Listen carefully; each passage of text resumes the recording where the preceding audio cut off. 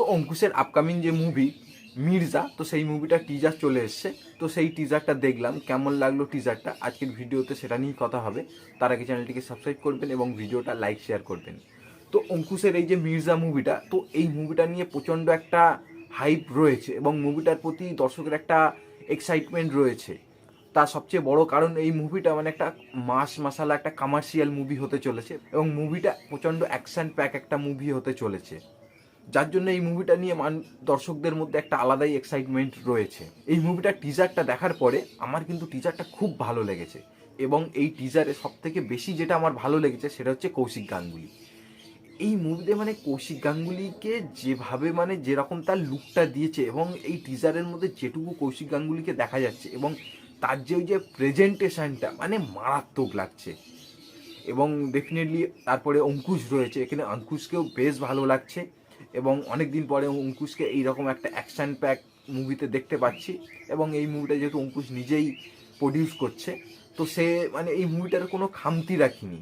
মানে টিজারটা দেখে একটু বোঝা যায় যে মুভিটার পিছনে প্রচণ্ড এফর্ট দিয়ে মুভিটাকে বানানো হয়েছে। এবং এই টিজারের মধ্যে যে মানে টিজারটাকে ওখানে মানে মুভির যে মেন যে ক্যারেক্টারগুলো আছে, তো তাদেরকে তাসের এক একটা কার্ডের সাথে তুলনা করা হচ্ছে।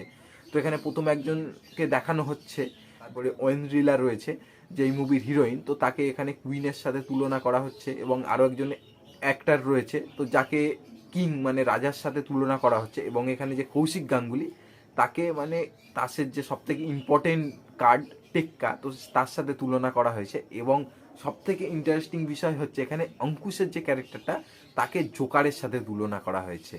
মানে এই যে থিমটা যেভাবে সেট করেছে, যেভাবে কার্ডের সাথে তুলনা করা, যেভাবে তাসের কার্ডের সাথে তুলনা করা হয়েছে, তো বেশ ভালো লাগছে এটা।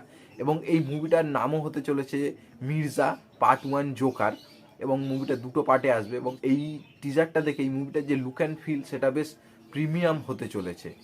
এবং এই মুভির যে বিজিএম সেটা আমার হেভি লেগেছে, বিশেষ করে যখন কৌশিক গাঙ্গুলির যখন এন্ট্রিটা হয় এবং ওই যে যখন মানে গাড়ির ওপরে হাত রাখে এবং হাতে আংটি পরে রয়েছে, সেই সময় যে বিজিএমটা বাজতে থাকে, তো সেই বিজিএমটা দুর্দান্ত। এবং তারপর অঙ্কুশের যে সিনটা আসে তার এন্ট্রি সিকোয়েন্সে, তো সেখানেও যে বিজিএমটা আছে সেটাও বেশ ভালো। তো এই মুভিটার মধ্যে একটা ভালো মানের মুভি হওয়ার পোটেনশিয়াল রয়েছে এবং মুভিটার গল্প সব কিছু যদি ভালো হয় তো এই মুভিটা ভালো একটা বিজনেস করবেই।